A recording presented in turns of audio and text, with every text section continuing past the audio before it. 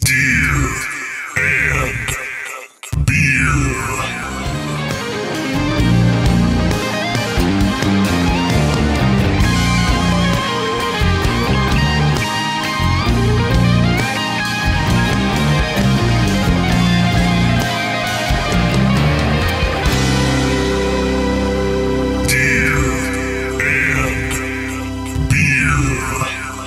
Like just chilling. And people talking. There's a little bit more distortion. Not like getting a coffee and the barista's like, tell me about your life. No, but like, you know, all these people doing like the pitch meeting stuff, it's like people are like genuinely very like kind and asking about like, I feel like out here people ask you about like what has led you to this point, and in LA a lot of people are asking me what are you going towards. Yeah, you know? I mean there's like, I think there's a thing about the South that's kind of like, yes, it can feel a little small talky sometimes. Yeah. But then most of the time it's really just that people are genuinely kind and interested, you know? Man. Yeah. How do this work? great. Why can't I make it? I'm glad you like it. Dude. Oof. Are you rolling, Lyndon? Yeah, I'm rolling. Okay. Yeah, we're live. Live So- as a motherfucker. The tape be live. We are not live. If you hadn't just cursed, we would be able to use all that. Oh yeah, that's right. Well, you can bleep it. Oh, no cursing? No, you can say whatever you want. I don't care. Saul's episode was particularly F-word laden, so I'm going Oh, that's right. have to tag it as explicit. The last one we did with Matt was as well. Yeah. Matt Matt- Hornbeck? No, Matt Krause. I wish drummer. Matt Hornbeck. I mean, I love Matt Krause, but I live in the same city as him and I never see him. maybe he just looks like just all the other beards. He's a beard. Really? Yeah. He's a big beard now. Oh, I didn't know that. Okay. He looks awesome. He looks like We can't. No, dude, I No. look like My mustache grows Where in I'm thicker from. in the center. yeah, right. So I can't even do the mustache I'm without missing like getting a little I'm Hitlery. missing whole patches of hair. Yeah. Dude, I can't connect my mustache to my beard. That ain't stopped me yet. Well, Yeah, but you also got a just lot of have, else like, going on. Yeah. Tell me about it. Of everything else. Welcome back to Gear and Beer. Today, my guest is Horace Bray. Horace, Hello. find something to bang into this can with me. Cheers. Cheers, sir.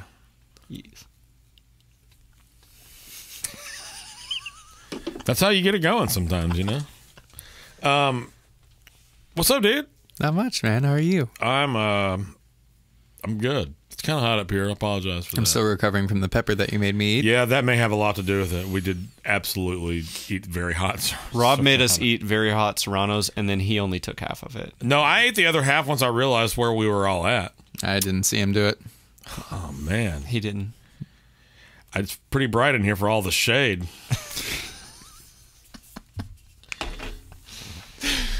Thank you for coming, man. Appreciate you taking the time. Of course. I see you have been playing. I don't know where the edit point is going to be.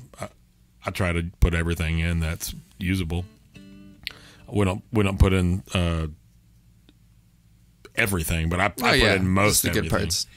parts. The first couple of episodes, listening back and putting it together, it's just a bunch of me and sometimes Lyndon and sometimes Tony Campanova saying, we're going to have to edit this out. It's just like, no, what we're doing is sitting here creating more work for me. And I just don't know how I I feel haven't about seen that. Tony in a minute either because he moved out here. Yeah, he lives like an hour from here. It's probably about 40 minutes from downtown, but it's like a solid hour. He's from on here. the other side of Nashville. Yeah, he's back that way west. Oh, He lives in White Bluff?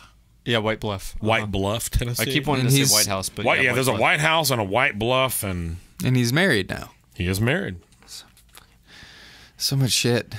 People, man, they just keep doing stuff, and who can keep track of it? I can't. I certainly cannot. I have trouble keeping track of all of my own irons in the fire sometimes, and I ain't doing shit really, so. Lyndon's making crazy faces, so I was just seeing what was happening. Mike Luzecki has braids. I saw that. What? The internet told me about that. The internet also told Is me he about doing? that. Is that a full-time investment? You know, when that man commits, he commits. That's true.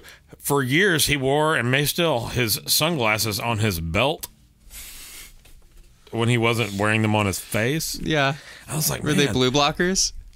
I don't know. But my thought was, I would break them. I would be able to do that for about a week, and then they'd fall off, and I'd getting out of the car, and I'd step on it. Or welcome back to Gear and Beer, where we talk about sunglasses fashion. That's not true. We don't ever talk about that. I apologize for going there. And Mike Luzecki braids. Yeah, so Mike Luzecki. That Guy exists. I love Mike. I lived with Mike for 6 months when he just got And then I took over your room. Oh, that's right. Yeah. Oh, man. Cat and Zosimo. Dude, that was a wild house to live in. That was a wild house to live in. What are those words that you just said? Zosimo was the other cat, the meaner cat. Oh, there and was I'm cats. extremely allergic to cats. So I was basically near anaphylactic Mike's shock cats? the entire time. Yes. Oh my god. Well, Cat is Mike's cat. Cats. I don't know Cat about was Zosimo. Jacob Smith's cat. Oh, okay. I didn't know that. It was Jacob Smith's cat, and then he gave it to Mike. Just passing Cat's still alive. around. Oh, really? Yeah. Oh, that is a cute little cat. Yeah. Tiny as cat. cute Yeah, now. he just said it's still alive. May he rest in peace. So welcome back to Gear and Beer. Yeah. I'm gonna keep saying that. You brought this. I've said and like 6,000 times already, and I just want to punch myself in the face. See, wow, I just can't even stop. That is the Abbasi guitar that you told me you were bringing, and what you've played so far. It sounds fantastic. It does. It's kind of incredible because it's a little odd. It's not for the everyone. The shape is definitely different, and that's cool. But the overall style of the guitar is obviously telly. Yeah. But Yeah. it seems like it kind of does some things. I noticed a push button. Yeah, there's a push button. It has the Greg Koch pickups and like the Fishman Fluence in it. Oh, yeah, that's right. And basically goes from like a white guard. The whole shtick is that it's a white guard telly sound and then a black guard telly sound. So Interesting. you get press it. Whoa. It hits the amp a lot harder. Well, but that's it's way higher basically output. like a couple dB of boost and then the mids switch a little bit, Okay. which is great for a solo boost. But a lot of times Sure. I'll just leave it on. Really? Yeah, if it's a cleaner amp, then So the in is the blackguard, or on is the blackguard sound? Is that what Yeah. we're saying? Okay. Yeah. That's interesting. Are there... So he has a variety of designs, and this is his own brand of guitars? Tosin started his Abasi brand. I think it was like a couple years ago, and they primarily were just doing like 7 and 8 strings. I think it was right after he left Ibanez. Well, that was my first question when he told me Yeah. what it was. Like, A-string? He said, I don't know. No, yeah, There's it's, only 6. Yeah, and no fan frets either. Even though I do really like their 7 and 8 string guitars. Even though I've never played an A-string. I just have to do it or with my eyes 7-string. closed because if I look down, it's game over. I get so disoriented. Yeah, I sat in Canada one time on a dude's bass that was fan frets, and I was missing. I feel like when you get to like multi-scale guitar, I feel like you really need the fan frets when you go to 8 strings. Sure. Or That else makes it sense. just feels really awkward. Even more awkward with like you're just shoving a thicker string into a scale length that it doesn't belong in. Yeah, that's fair. I have no frame of reference. I think I've actually played a 7-string, but when I need those heavy sounds, I just use a baritone. See, I'm a fan of baritones. I think they're great.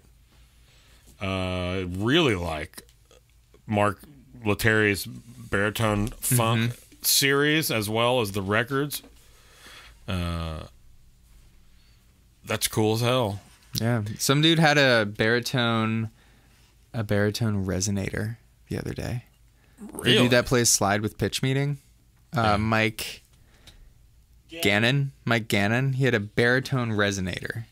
I've never seen that. It sounded insane. It was such an interesting sound. That's interesting to even try to imagine how that might sound. The low end, is it represented well in that resonator scenario? I mean, not in the Obviously, same way you're that gonna you hear it feel in it like or Mark's anything. records or like Yeah. in like the Charlie Hunter type. Or any like country baritone stuff. Yeah, not it's not in that same way, but it's more something that you would expect to hear on like a Blake Mills record or something. Okay. Where it's like it's a little quirky, it's a little swampy, but it's like really interesting. I am going to look up videos of baritone resonators. I didn't even know they made them. I didn't either until just now. Then I why was. now? What do they say? I was today years old. I Bro. was today years old. I was yesterday years old, so. That tickles me because those are just two ridiculous sentences back to back. I was today years old, and you were yesterday years old. Yes, sir. I'm sorry, that tickles me. Anyway, so, and do they come with these pickups, or this is a Horace thing? It came with these pickups. I would be that's- curious to try out some other ones, but like It's a honestly, really cool concept for technology for pickups. Well, you know what the weird part is? There's no copper wire in these pickups. What are they using? They use super thin circuit boards, and they stack those around the magnet. Yeah, and they use those to emulate like Greg's favorite Blackguard 50s telly. I think it was like his 52 telly. I'm about to say 52 is my guess. Yeah, and then there was some other like White Guard telly that they emulated the other like voice from. Interesting. So they just changed the way the circuit boards kind of, interpret the magnetic or the electrical output. That's It's above my pay grade. it is also above my pay grade, but it sounds good. It's like with cooking. It's like if it tastes good, it tastes and it good. sounds good. This Yeah. super weird little quirky amp that I've got from my neighbor. And the cool thing is that it's dead silent. Thank you, sir. Like you can kick on gain. It's like still pretty, Well, and there's like 7,000 lights on in this room too. and you can barely. Yeah, we've got a hot level in our ears, so it'll be probably similar level. Is there also a gate going on of some sort? Because I feel like I could hear hum even when it was on a cleaner sound, and then after like, I don't know, like 10 or 20 seconds, it completely went away. Let's see. Is it a light thing? Move back and forth. It might be that you're so close to the amp Maybe a with the little bit. pickups. Oh, It's totally the amp. Oh, it is That's what it is. 100%. Yeah, I thought the pickups are about a foot away from the Yeah. amp, so. yeah. Like right now, I have that same. Or no, let's do the melody again. That's quiet. It's really quiet. Yeah, for the amount of gain on there.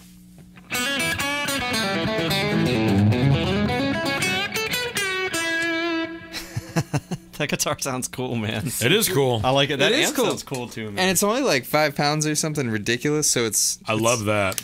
It's great for flying, and since it's a little shorter than a Strat, I can like really smush it in the overhead without worrying about it. Man, I take my bass and put them in the overhead. I don't worry about that junk at all.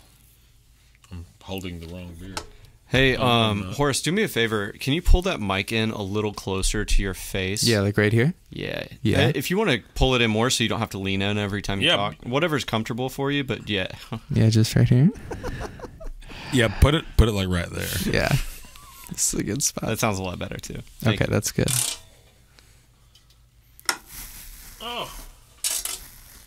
Sorry, I'm dealing with the beer part of Gear and Beer. Oh man, it's 50%. You don't know how right you are.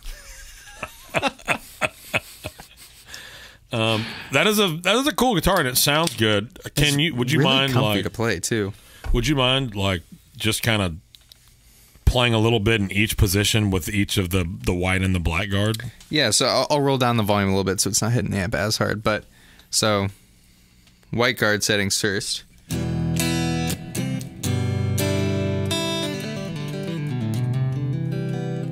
It's like really good clean.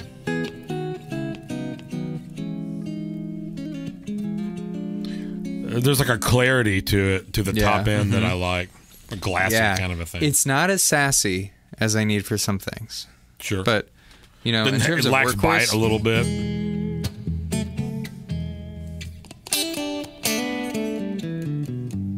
I mean, it's great for like the Princey shit. Like,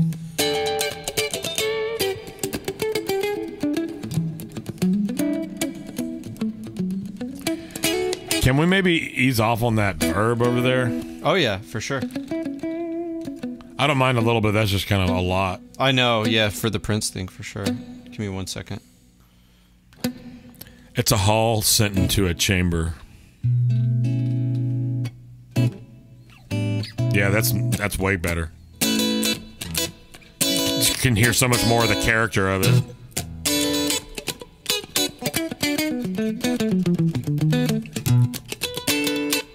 That sounds great. It actually sounds, with that verb gone, you can really, you can hear the different, all the string separation when you're digging in like that. I mean, you're probably not digging in like I do. I played like and by I do I mean too hard. Yeah. So maybe it'll be good to show the difference if I like neck with the white guard, neck with the black guard. So it kicks up a decibel or two, and then kind of changes the way the mids are voiced, especially. Yeah, they're punchier. The other one's kind of a little scoopy. Yeah. Which I guess this is actually, I think this is modeled, it was like an out of phase middle, like the two pickups out of phase, I think is what it's modeled after. To be more stratty. A little bit. Oh, yeah, that's cool. That's a really cool feature to have on a Tele too. Then on the black guard, that's hitting the amp pretty hard, but beefy boy. That's kind of an unpleasant breakup. Yeah, it's not what I'm used to. Yeah, well, and I do you know what the output on those pickups are? I don't think it's too hot. I'll definitely put all the links to this guitar. I don't think it's too hot, but it's probably on the hotter side of Tele pickups. So most of my guitars are pretty low output, and I don't recall getting that particular sound out of this. I've only played through it just a little bit recently. My neighbor Joe gave it to me. Like, he didn't give it to me. I asked him to borrow it about a week ago, and me and Boo sat here and went through like a bunch of different cab settings and just a bunch of different guitars, and I don't remember hearing that. Well, here, let me turn it down and kind of emulate a little lower output, because that does get you like, hey, yeah.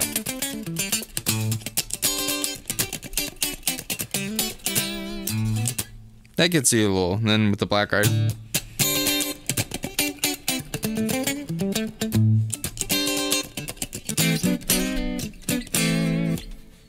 Okay. get that, and then you get the bridge. This is the white. I really like how clear and balanced it is. I mean, it's bright, but it's still has all the other characteristics of the frequency spectrum. Yeah, it's kind of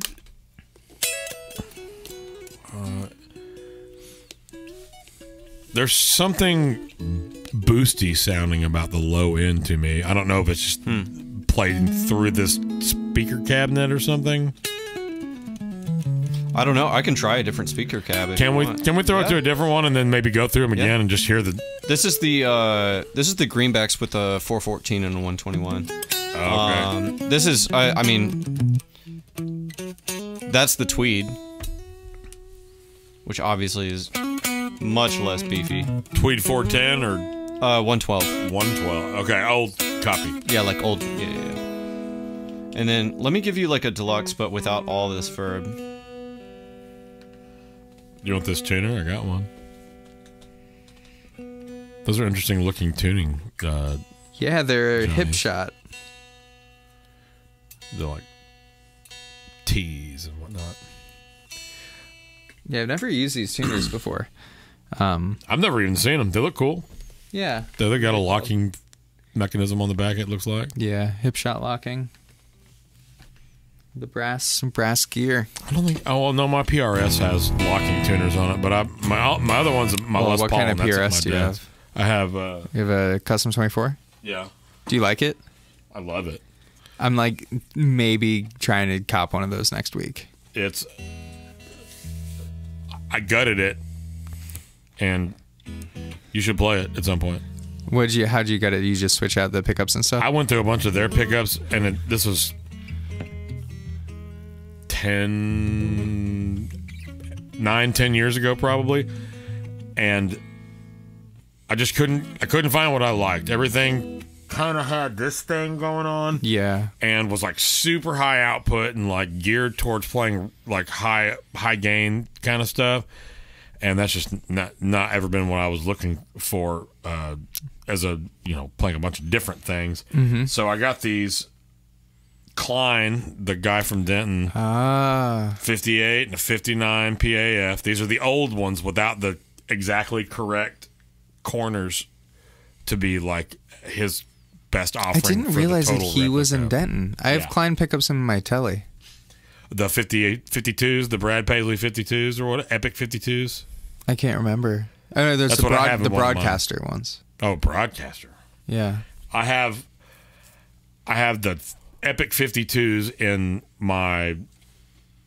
that black or that burst telly, and I have some like weird one-offs that Boo gave me, and I also have like another set and bridge and an extra bridge pickup with a plate over here that he made when he was like not a company and was just like figuring it out, and that he gave to Boo. He was like, I've got all these pickups that I don't I'm not using. Put them in something, and I said okay. And so I did, and they sound like the Strat pickups I have in that Strat downstairs that's currently holding 3 hats, and they are they were labeled vintage, and they are so low output. You can't play another guitar on a gig where you're playing that unless you have a pedal specifically to bring it Really, to it's where everything that else low is. output. I don't know. I haven't measured those pickups, but they're just puny in the most vintage, like clear sounding way. Yeah. Because I've been playing a PRS 594 hollow body Okay. for a bit, which was great. But then like I started to try to use it on some pop gigs, and it doesn't do that thing. Right. It does a lot of other things well. Sure.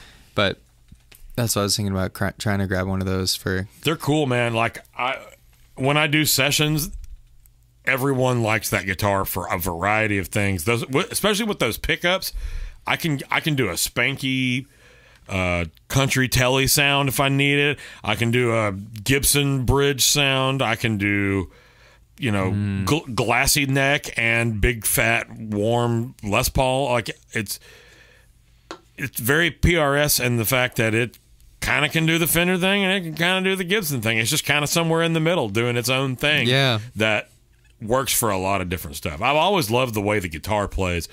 Every one of their guitars is just a masterpiece of craftsmanship. They play amazingly. They like literally everyone I think I've ever played. Even like the SE models. Yeah. I had an SE that played like a dream. Oh yeah, I remember the black one. Yeah, that you right, painted. My dad still has. I did not paint, but somebody got. Yeah. Oh yeah, the one that was made out of covered you in get- It was bed like liner. car paint. Yeah. Did you get rid of that one? Yeah, I did. I just got. Yes, he got tired rid of his not bed sounding liner great. PRS. Yeah. It sounded a little choked off, to say the least. Well, yeah, you gotta get a good seal on bed liner. You don't want it to rust. My God. Yeah, it had a giant guitar condom on it. To say the absolute very least. Because it. Well, no, that's Extra. not even apt because you can remove a condom. That's something made to go over something. Yeah. That thing ain't coming off. You can't even refinish it. No. No. You It was literally car paint. It was like it's like what they painted the Batmobile in. It's matte black car paint. to any future luthiers out there, do not do that. recommend. Oh, I guarantee whoever did that was not a luthier. I know. Surely Shirley. Came stock from Yes, I'm PRS. serious, and stop calling me Shirley. A little throwback to one of our recent episodes that I released. Do you know the movie Airplane? World record for the most jokes in a movie. Really? It's like a joke every 2 seconds or something. It's obscene. I want to revisit those because I, age, I'm about to show my age here, but it's probably been 2 decades at least since I've seen any of those movies. I don't really remember much. Yeah, because you were a year old. I remember the one that I just said, and then maybe another one or two, but I couldn't come up with them on the spot. Yeah. It's time for a revisit. I used to watch a lot of movies and television, and I still really enjoy it. I've had no time. I've watched maybe an hour of TV in the last month, which is fine. I mean, I'm glad I have stuff to do, Yeah. but I'm going to take some time at some point. And watch Airplane. I'm going to watch it, man. I'm going to watch it. So, I guess my next question is, who counts the jokes? What criteria are they basing that on? Is there like a... I mean, obviously, there's you have to identify the different kind of joke. There's one-liners, and then there's setup and punchline, and blah, blah, blah. There's like physical humor. Yeah. Yeah. I mean, I believe it though. I mean, it's all... I have sometimes no I've trouble seen that. believing it. Oh, I'm yeah, just for that movie. I mean, all the jokes in that movie are like... I wouldn't say any of them are subtle. That's fair. They're all kind of like slapstick Slapstick. in the Comedy. that. Yeah. Yeah.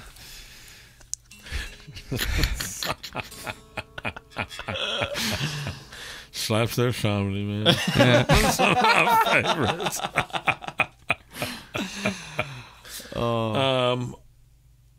Okay, sorry. I was looking at the No, we're good. We're good. the thing. I was looking at the little tiny Lyndon in the screen. Oh, the little Lyndon. Look at him. Yeah. I'm already little. That's what we're saying. Yeah. You're in the screen as well. Did you hear us? Travel size. Oh, that's fair. Works out sometimes. Hey, man. Have London will travel size. That may be the worst joke I've made on this podcast. That one wasn't that great. No, it wasn't. But you know what, Horace? I tried. You did, and that's really I tried to what express matters. myself through comedy. And you know what I felt? But I won't stop trying. No. Nor would I expect you to. Excuse me for a moment. Thank you. What's that beer? This is Sycamore's Drippy India Pale Ale. Sycamore. You can make your check payable too at Guitar Killer. Just at your Instagram. Yeah. handle. That's my Venmo. Oh, Make your check payable to at my Venmo, bro. No, seriously though, we need beer sponsors. Maybe you. I looked at the camera for the listeners. They looked back. That's good. Stare deep into my eyes. You will see tacos for dinner. That's the last thing I looked at other than this. Dude, I'm wearing those tacos. I'm feeling it. I only had one, and I literally feel like I'm about to explode. I'm so full. Whoever poops first tomorrow, just start the text thread from that Serrano. Yeah. It's gonna come back with that's a not vengeance. gonna be, that's not gonna be great. So, you guys know what that's called? There's a saying for that you don't. Let me start that over. Tell me. There's a saying for that my buddies and I came up with, I think probably 25 years ago. And when you do the thing that you're talking about, it's called Bruce Ring Sting. What's the context? The context is Pepper's on the way out. But why Bruce? Ring Yep, I know ring. I get the ring part. Sting. Yeah. Bruce Ring Sting. Oh, Bruce Springsteen. Okay. Jesus Christ. No, Bruce Ring Sting. Now you have made the worst joke You're of way the off. podcast. I didn't say Jesus. I said Bruce Ring Sting. Yeah, far from Jesus. Yeah, Bruce Ring Sting. is far from that. One is a deity, the other is a name for peppers on the way out. I don't even feel comfortable talking about this you might anymore. see God in the latter. Well, you could talk me into Satan. I don't know that that's ever been a pleasant. Anyway, so we got this little amp over here from my neighbor, and it sounds really good with Horace's Abasi. What is there a name for this model of guitar? The Space T. Is it called the Bruce Springsteen? The Space T? The Space T. That's apt, I would say. I would agree. What's the name of the company that made the amp? It says Precision Electronics, and I will have to get the info from Joe again. He's told me probably 3 times the deal with it. But from what I... There were a PA speaker. Yeah, from what I understand, it's like an old school PA head. Yeah, which is kind of how like some of the Fenders started, right? Like Bandmaster, it's got Stage Master. I think it's got 2 EL84s, or 1 EL84. Okay. It's like a 10-watt amp. I looked them up on Reverb when you sent me a picture. I can't find any of these. There's other models, though. But for like $300. Yeah. Really? So if you're listening to this and you like the sound of the amp, go check it out on Reverb. I mean, you can fine-tune it to like get really glassy, clean sound. It's thick and got all that harmonic richness. Yeah. It sounds fantastic. You don't really there's a tone knob, and it's kind of just works like a brightness. Yeah. Or a presence, rather. Right. Which can also affect how much breakup you're getting, too. So yeah, so like I'm just going to turn this. Those things in. So one of these knobs is like an aux or phono knob.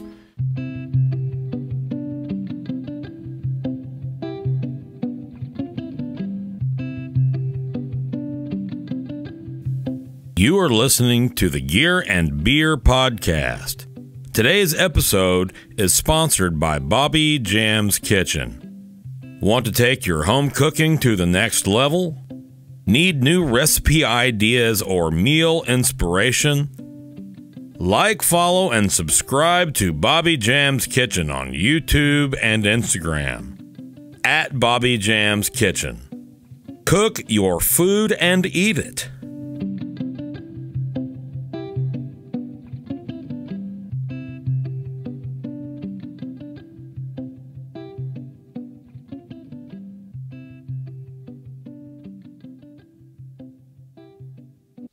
So this knob says aux phono. It's this old PA head, this Precision Electronics.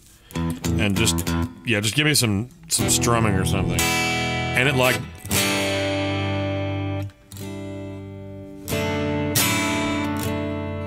The breakup sounds better on this guitar than it did on the Abasi. That's true. Still pretty spitty, but yeah. So this is the phono side. And as I turn it... When you go to the middle, it just it's a little lower output. And then when you just go towards the other side, it starts sounding just the same as the other side. Interesting. It's got this pretty functional tone knob. Yeah. You can get pretty dark. Yeah. It's not a super wide sweep, but it's functional. Ooh. 24 frets. Yeah, bro. Wes Stevenson would approve this guitar. All he wants is a jazz bass with 24 frets, bro. He got one, and it's freaking sweet. But shout out to Wes for being grumpy. I wonder if what are the outputs on the back? What are the outputs on the back? Because it has aux and phono as if there were aux and phono outputs on the back. I'm not gonna look because I'm honestly. Yeah, there's a lot of things to move around there. Oh, no, it's not as high as I thought.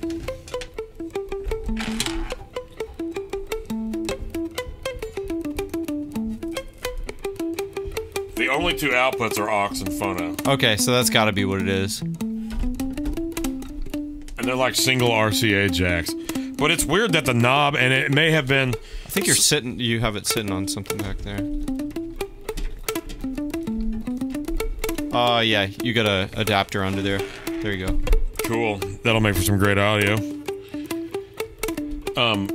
Sponsor us. My neighbor was saying that the guy that built it apparently like our originally built them or designed them or something, like lives here and he had them redo it, or I don't have any of the information, which is just horrible on my end. But did your neighbor get that like a long time ago, or I don't think so. He's a younger man than really. Okay. Yeah.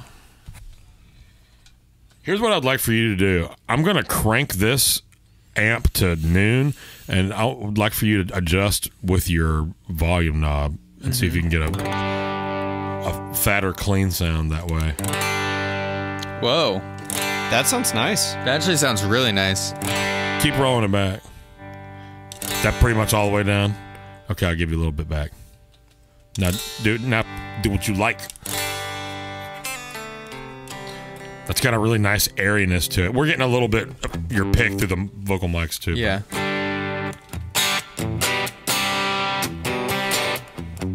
That's just the natural breakup and verb from the aux. There's not even any pedals on. It's not even tuned. Yeah, man. Who needs tuning? It's only been sitting over. Oh no, actually, I just put it in there today. I took it to my gig on Monday. I didn't play it. I played This that. thing plays great. It does play great. It's a little higher action than I would probably have on. But all of my guitars are going to feel guitars. like that. Yeah. If you play my Nash Telly, you will not like it.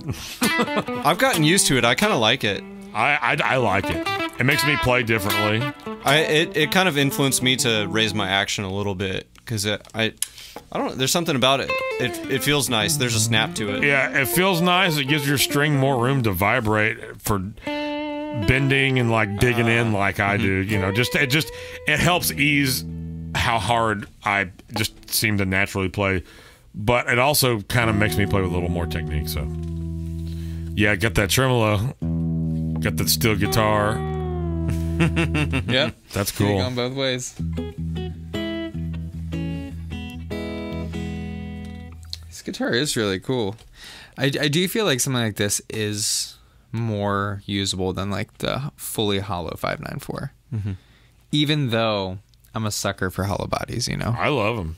I don't have a 335, but this Sheraton is a 335 basically with many humbuckers, which is weird for 65 from what I understand, as is the all black, but it sounds cool too. Ooh. Yeah, that thing that's telly, right? Like you get that spanky.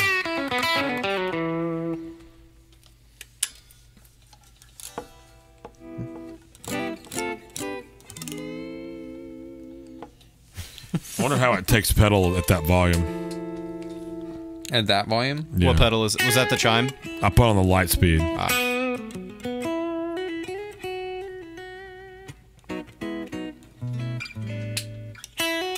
It adds some body to it. It's nice. I think that pedal pairs especially well with this amp because it kind of scoops out some of the low mid, but it just somehow tightens up the low end too. And it's got that sparkly thing like a matchless or something class A. Oh no, the chime is not even close to set.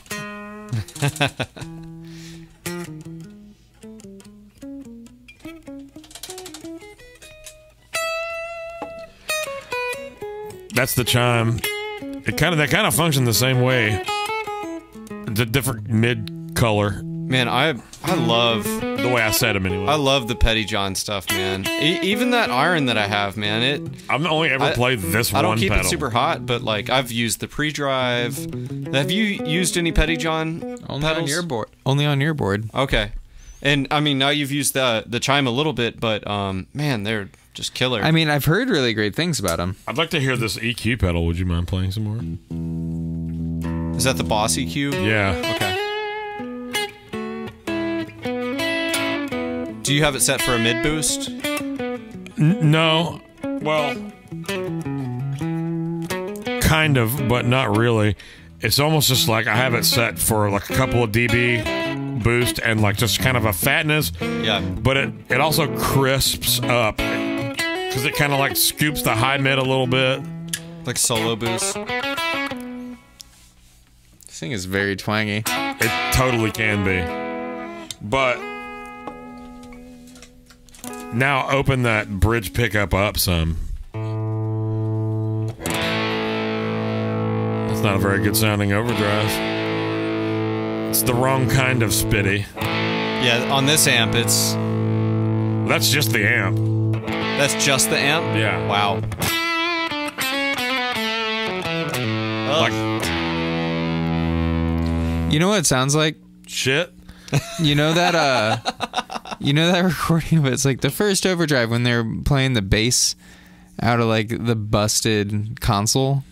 I don't know what you're referencing.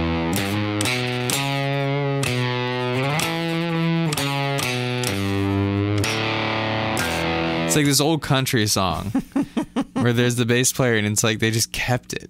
It's the first use of overdrive. I wish I could remember which song it was. I'm sure. Lyndon, can you... he'll make a note and I'll put a yeah, link. put a link in it. But it kind of sounds like that.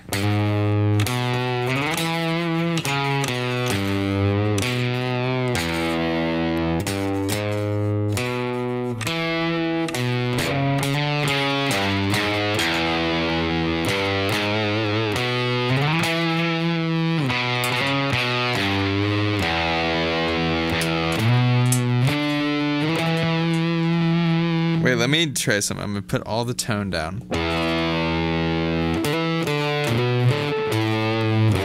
That sounds a little bit better, actually. And now it's totally a fuzz sound. Yeah, it sounds very fuzzy. Hey, that sounds really cool, actually. I like that. Very overtony. Yeah. It's got some weird crispies in there that I don't like. Yeah, the little...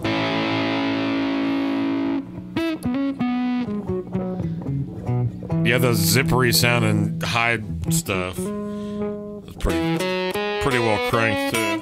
See, that tone, though. That tone. That's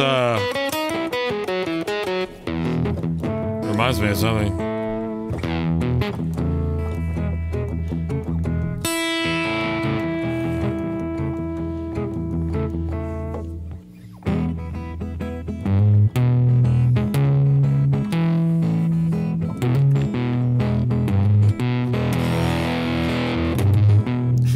How does it sound if you clean it up and then give it more gain, like from the pedal board? Good. Sorry.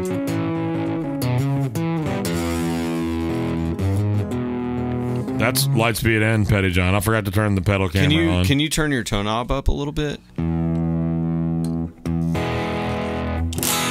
Yeah. It's different, but it's cool. It's Actually, an interesting pedal platform. It's a little particular. My favorite was the one before this, when it was just that, all farty. Yeah. Because, wait, what tone was it on? With your before? tone knob down. Yeah, like, because you can really, if you use your touch. Yeah.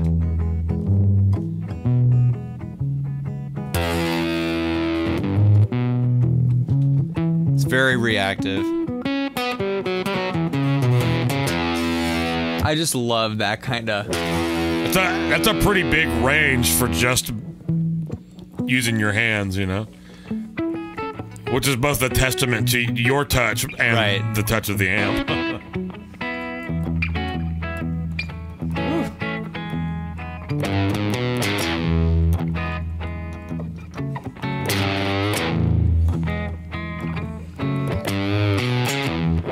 I kind of love that, though. It's gnarly. Like, if you could...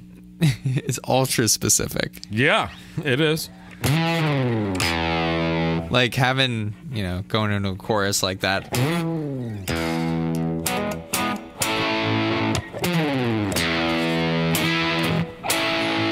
It's got a very Daniel Lanois thing to it, to me.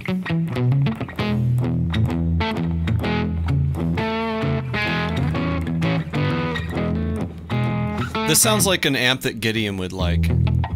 Yeah, I need to call him back or reschedule him. Wait, Gideon, I don't know what he's playing. Foley? Yeah, he's playing projector stuff. Yeah. He's basically like the East LA sounding dude out here. He definitely does his thing. He's a good, like a decent steel player. I don't know. Yeah. He also like sounds good doing the traditional straight up. steel player. Yeah, he sounds good doing the straight up country thing too. Oh yeah, I'm a big fan of his playing. Yeah. But like He's the a only Rockwall, other Texas place I've seen those projector amps is in like very specifically like this East LA guitar crew. You know what? There's a builder It's like a Blake Mills thing though too, isn't it? Yeah, like Blake Mills, Mason Stoops. Is Projector a brand? No, they're literally projectors. converted Okay. movie projectors. So that's what I was thinking. There's a guy, I cannot think of the name of the builder, but there's a guy in Ukrainian Village neighborhood of Chicago that builds those as well. And man, I'll try and think of his name, but it's really cool stuff. Thank you. I'm gonna mute my yeah, mic. about to say mute that before when you do that, but I forgot to do that earlier. I meant to. Do you want to hear that through the match list or something? Yes. Okay. Even though it's like these pickups aren't going to be in one that I get, but they are available as far as I know. Yeah. And he's got really respectable prices. I mean, I think that those were $200 a piece. yeah, that seems pretty. The Kleins. Yeah. Pretty standard. As much money as I know that dude has spent figuring out, he took Brad Paisley's actual 52 Tele pickup and sent it to various labs to have all the different parts analyzed, and then he figured out how to get stuff made as close to, if not identical, makeups of those materials, and then like made these epic 52 pickups. Damn. They sound crazy. Is that the guy that builds guitars as well? No, Okay. You're thinking of Big John. no, there's Klein guitars. Yeah, there's Klein guitars. Oh, yeah, Klein guitars. Like what Frizzell was using and Fred. or Tim Miller Yeah, had one, right. the headless thing. Yeah. Man, Is that the one that Mark actually, has? Is Is that a Klein? He might have a Klein. I wouldn't be surprised. A lot of like No, the North Texas Mark guys. Mark Jones is actual Tim Miller. Oh, Mark Jones. No, Okay. that's it's kind of like Stramberg, but it's not the same company. Doesn't even matter Yeah. if it's not the one. Man, I was actually thinking the Abasi thing, and it's interesting. I think you could see this with Plenty as well. There's a huge Tim Miller influence in both of those dudes, and I think it's an admitted. I've even seen videos of Tim Miller sitting in with Plenty. Plenty. Yeah. Tim did a guest solo on Plenty's last EP. Did he really? Okay, I didn't know that. I've definitely seen that video of Tim sitting in. But Tim is I freaking love Tim. Yeah. Well, I think one of the things that's interesting about that whole thing, and this kind of ties into the Klein thing, is that the Klein is like maybe you could say the original space age Tele. Yeah. Because it's very much the Tele setup, and it's sort of the blueprint for what Tim Miller started doing with his guitar setup that the other company made. I can't remember. Now he's with Carvin. Or Kiesel? Oh, it's Kiesel. That's right. Carvin owns Kiesel, don't they?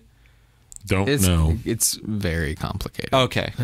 But it is. you would I think know. Kiesel is the holding Yeah. company. But yeah, I think that's super interesting, man. And I think the Abasi thing, Yeah. it's like obviously a little bit of an ode to that. That's a cool evolution of guitar kind of a thing, though. Yeah. It's like, I was specifically referring to your Abasi, what do they call it? Spacey T? Yeah. Spacey T. What's that? What's it called? Space T. Space T? But I'm gonna call it Spacey T now. Spacey T. Spacey Casey needs a Spacey T. Spacey Casey. Well, I forget what I was going to say. Oh, I just it's just a cool evolution of a very modern piece of gear that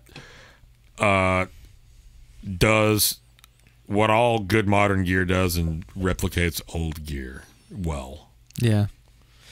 Why is it that all the old shit sounds so good?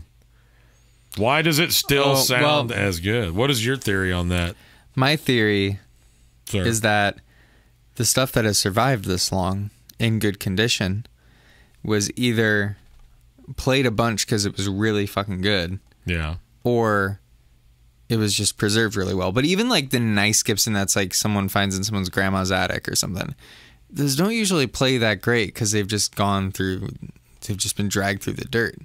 Right.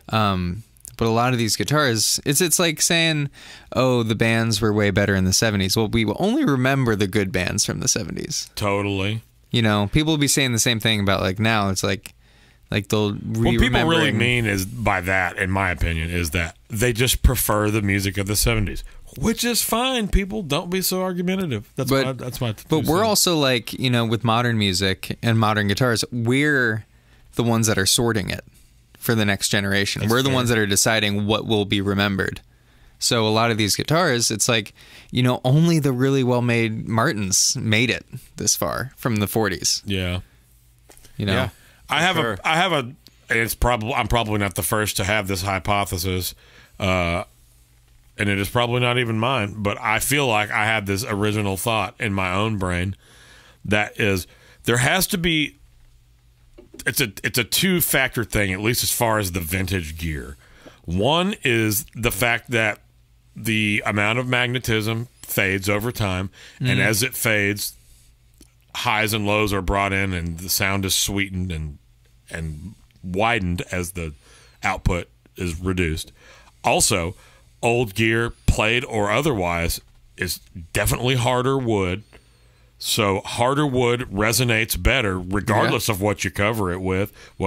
And they also were only using nitro for the most part back in the day, which is has, you know, I don't think anybody would argue that that's the better sounding coating for an instrument. I think it helps that the wood is because wood was also harder because it's not fresh ass trees. Right, it's an older wood, so it's dry. Less dense wood these days due to all the stupid practices of humans. Well, the younger wood is the grain is actually closer together. It's actually more dense wood.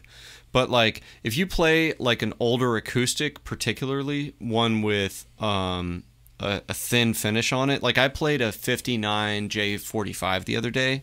Oh my god, dude, the thing sounded amazing. And I think part of that is like the brittleness of the instrument and plus the quality of the wood. Yeah. Like it has this resonance about it. It just like it opens up. The sound comes from everywhere, it feels like. Yeah. You know what I mean? And I think that's like why a lot of people say that lighter instruments, lighter guitars sound better. Because the wood is less dense? Yes. And more resonant. That makes sense. That's Jack Pearson's whole thing. Is that why he plays bullet strats? That man straight up told me, one day I hope to have $1,000 worth of these. So of 1,000, which is like 8 of them. Yeah. I haven't seen Jack in like 3 years, man. Is he not doing the Station N residency anymore? I don't know what he's been doing since COVID. I heard he's become a little bit of a shut-in since COVID because I mean obvious reasons. Yeah, sure. Like it's not the best time to go out, but I think he's starting to go out again. Okay. I hope so. I haven't seen him. I haven't seen anything about him. Man, which is a shame. I absolutely love Jack. So, Horace, what is going on in your musical world? Oh, like, God. what are you working on? Who are you playing with? What are your plans for the future? Is there any music you've got? Talk out for 10 minutes, and then we'll be right back. Okay. I'm practicing my scales. Yeah, but do you play your E minor pentatonics and then your F minor pentatonics? How are you learning to connect your box shapes? Bro. Whoa, bro. This is a gear show. It's easy. No, I've recently been doing a lot of production work, both with my own like songwriting and then for some other artists as well. You know, doing a lot of like indie folk type things, but I've also been like, you know, dabbling in the trap beats and the, you know, more electronic leaning things. We were talking earlier, we like a diverse variety of music. Yeah. It's cool to try to put stuff together. It's cool. We like to put the Sheryl Crow next to the Sugar in the playlist. Exactly. Yeah. I'm just a happier person when it's like that. Too much of one thing makes that thing suck. Yeah. Yeah. So it's true. I like to do a variety of things, play a variety of instruments and a variety of gigs personally. Yeah. Do you have more like improv based music, like instrumental stuff that you're working on? Not really for records. I think like putting out EPs on just like digital release EPs. Yeah, I thought about it, but it's like if it's not what you want to do, it's not what you want to do. Well, I still do it a lot on gigs, but I don't I haven't really been wanting to record that music because it takes such a special group of people. Sure. And then, because I never want to do one of those like hired gun improv based albums because it just doesn't, the intimacy isn't there. Sure. I mean, the thing about my record Dream State that was really special is that we spent years playing that music together. Yeah, you guys built a whole repertoire and influenced each other's styles. Yeah, that was was a really important thing to document. But Be sure to link that record. It is that was fantastic. you, Mike, and Matt, right? And Connor did a couple of the tracks, and then Colin Campbell on keys. Okay. Oh, nice. Yeah, Jake Greenberg. Thank you for recording and mixing that. Did he do that? Jake recorded that? Jake recorded that. What? Yeah. I didn't know that. Yeah, man. Didn't he and Campanovo and somebody else all live together, right? Who's the drummer that he lived? Wasn't there a drummer that he lived with as well? No, yeah, there was somebody else. It Andrew? Yeah. No. It was like Hispanic dude. Lupe Barrera? Yeah. I think it was Lupe. Oh, Lupe because he might had live him there. in a bunch of videos. I assumed that they lived together. Yeah, Tony. Well, that just used to be Tony's trio. I don't know they necessarily lived together, but Tony. I don't know if Lupe lived there. Okay. Tony's first record, I think, is Lupe and Jake. I assumed Super that they Collider lived together thing. because every video he posted was all the three of them. I don't know. I can't remember But if both of Tony's records are. Well, the first one is Denton Guys, and I think he did everything except for one bass part on this new record. Oh yeah, because he just dropped that. It's the EP, I guess. It's 5 tunes. I think it's great. Yeah. I'm sorry. Go ahead. No, you talk. Okay. I'm just kidding. It's my podcast. Your most recent record, Fame, Fortune, and Perfume. Yeah. Who played on it? Did you write everything? That was all me. I remember you showed me masters. Do you remember showing me masters? Of that one? I think I was Yeah, living in the Chicago golf when tournament? you showed me masters. Or you showed me That what would you have were working been on. probably the one before then. Really? Do you have... is it on Spotify, though? Fame, Fortune, and Perfume? No. I only... In terms of full albums, I only see Dream State and Fame, Fortune, and Perfume. All I can think of when London talks is Spotify? how many edits I have Yeah, to make. yeah. There should be one called Rosa as well. Oh, it was released... Okay, I see. So that is what it was. Yeah, I think that one was Rosa, which is I more remember like... my Darling, My Dear. Yeah, it's So your way more conclusion acoustic. is- Okay.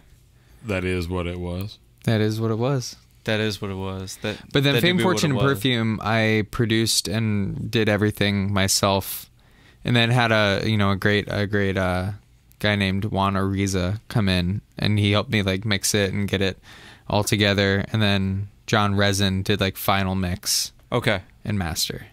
But like in terms of like building everything out, that one was just me. That was my first like real proper dive into production. Okay. And then right now, I keep on trying to write instrumental songs, but then I just keep on writing lyrics over them. So Do whatever you want. yeah, I mean, as much as I love the express yourself. improv-based music. Hey, you have a great sense of melody too, man. In Yeah, do addition your to all the thing. cool rhythmic stuff that you do. I wasn't trying to say. Yeah. I get it. Horace Bray. I get it. You want more guitar trio. lyricist. I just want to. I like that. I loved that. That's what I know you as. That's what I've seen you do. Yeah. Yeah, it's funny because like we went to school together and like I know you do the other when stuff. we shared and I've bills, listened it to was Yeah, always for sure. instrumental jazz. So like, like hearing you kind of grow into this like solo artist where like you're like the lead singer and stuff too. It's Yeah. it's cool. It's just something that I didn't foresee.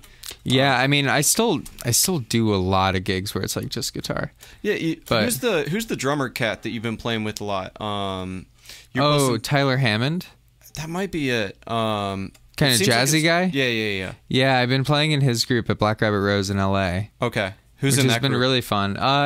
It's me, Tyler Hammond, and then the rest of the cast kind of switches out. So The it's Tyler just- Hammond that I know is definitely not the one y'all are talking This about. is like some crazy jazz drummer who's also like could be a professional skateboarder.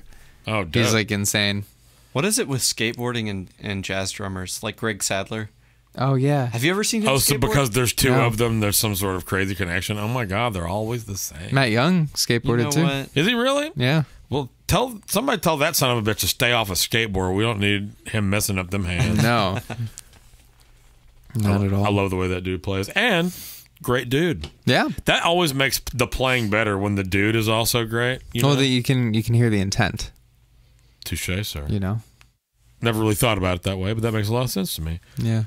You can always tell, especially with drummers, when they just want to hear themselves play. Sure. Even if they don't play a lot. I would say guitar players are equally, Oh yeah, we're not. at least we're around not here, infallible. they're equally guilty of a lot Yeah. of that. I try not to be, but I'm sure that I am. I'm sure somebody walked in to a gig that I was playing and was like, ugh, and then left because Yeah. of the amount of notes. Also, especially like a downtown bar gig, I just That is a little bit more of a self-serving gig, though. I take chances. Yeah. I live fast and I take chances. The fast live hard. That's the way it goes. But the whole intent thing that actually connects with my brain. Excuse me. But at the same time, there are also some amazing players who are just pricks. Yep. Rick with a P, if you prefer. I don't know him. Same. But that's okay. It's okay. It's okay, guys. Are you guys all right? Never met him. You guys know Rick with a P? You guys don't know him? Never met the prick. I like the snack. You know, I don't typically like the super high gloss. But Yeah, that's the one right part. in the right environment, I mean, it's great. Not outside gigging. Yeah, you not don't- at an outside gig in Don't- Nashville. But say don't play that outside here or anywhere in Texas. Yeah. You'd probably be fine in Arizona or the like, somewhere dry. Yeah, it's good. I like the guitar. I like the color. I'm scared to play it because I don't want to end up on Rigs of Dad. I know. You're probably The one I'm looking I at don't is wear like the cargo really shorts. dark red one, which I feel like Hawaiian. yeah, which I feel like is one of their better finishes. One I'd love of- a white one. That'd be cool. Man, the guy I was just about to bring up, a Texas blues legend, late Texas blues legend, Bugs Henderson, he's like one of the first guitars that Paul made, and it was a red. I think it was a red custom 24. Yeah, because that was like the first one. Yeah, and it red with gold, but but the red was like, it was amazing. He even made a record called Daredevil of the Red Guitar. There's I remember him. He always played that guitar. So when I was in 6th grade, he was a friend of my dad's, and I went over to his house to get a guitar lesson, and I had my guitar with me, but he's like, "You want to play one of my guitars?" And I was like, "Sure." And he gave me this Swamp Ash PRS. It was white with like a dark grain, like a translucent white. It was so badass, man. Was it high gloss finish like that? Yeah. Okay. Because I don't know that I've ever played a PRS that didn't have a high gloss finish. Except for the one that you had with bed liner on it.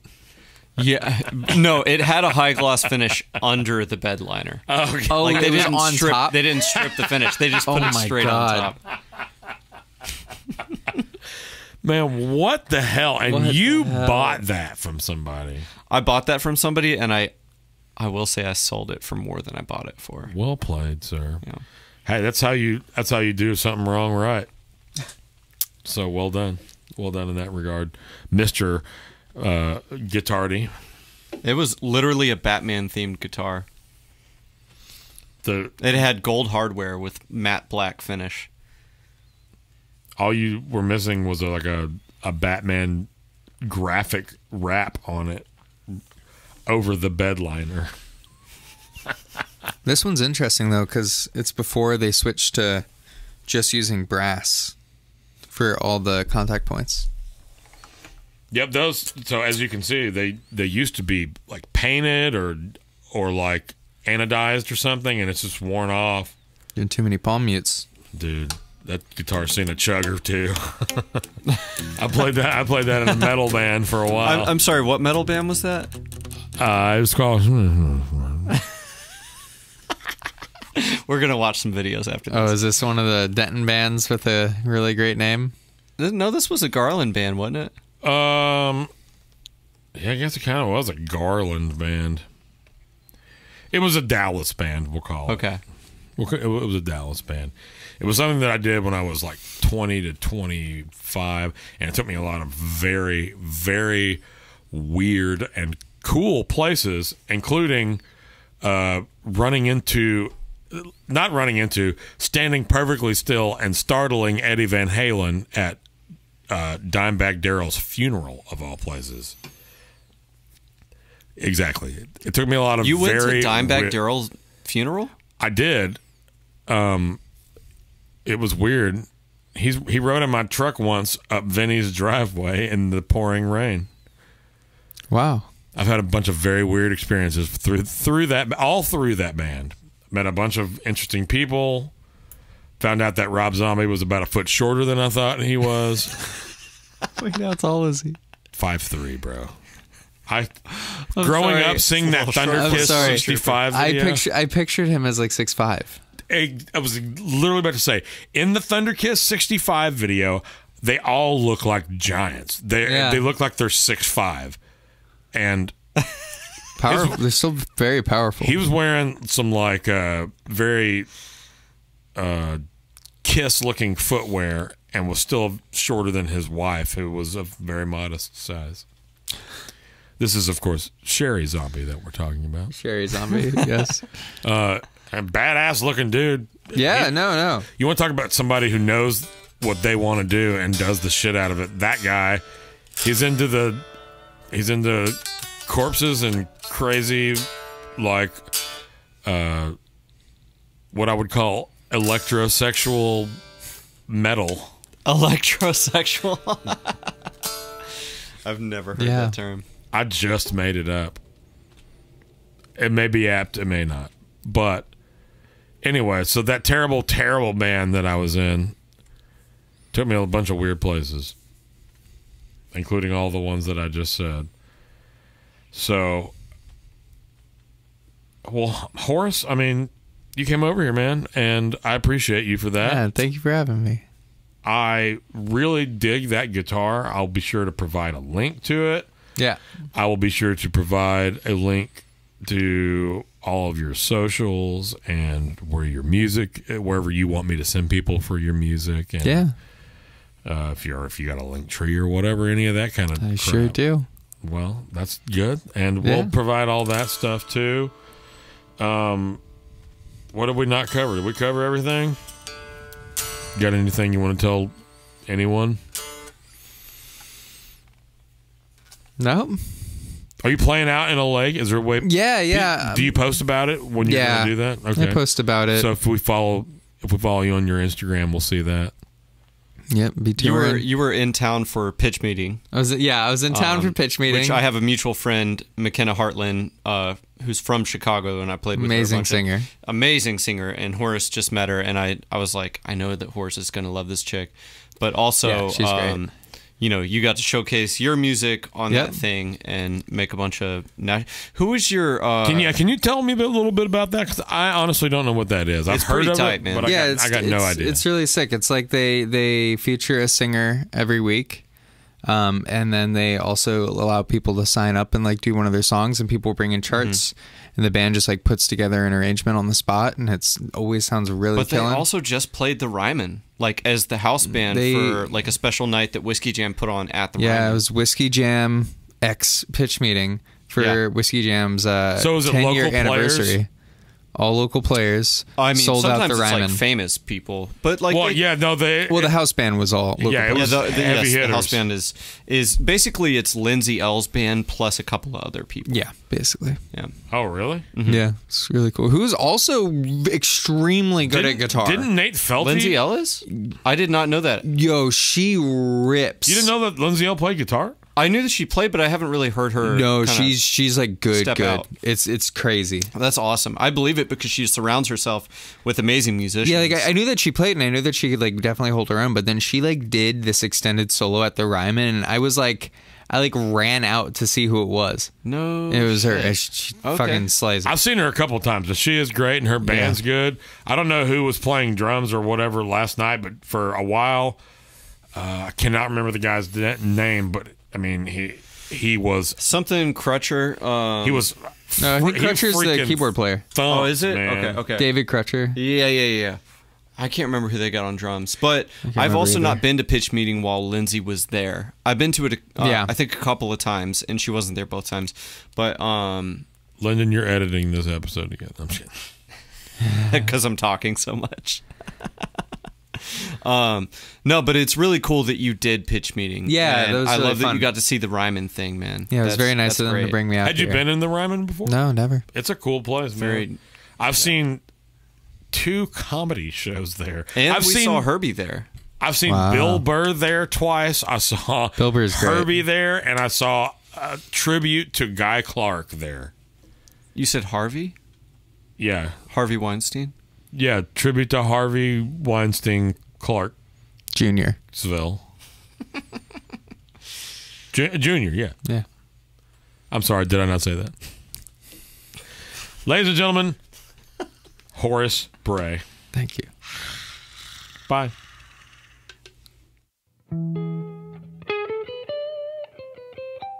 Thank you for listening to the Gear and Beer Podcast. Make sure and subscribe and turn on notifications for our channels, and if you haven't already, follow our Instagram and YouTube channels. We truly appreciate your support and ask that you please tell anyone you know whom you think might be interested in our podcast about gear and beer to help us grow and continue bringing in great guests from around the industry and beyond. Thanks again, and until the next episode.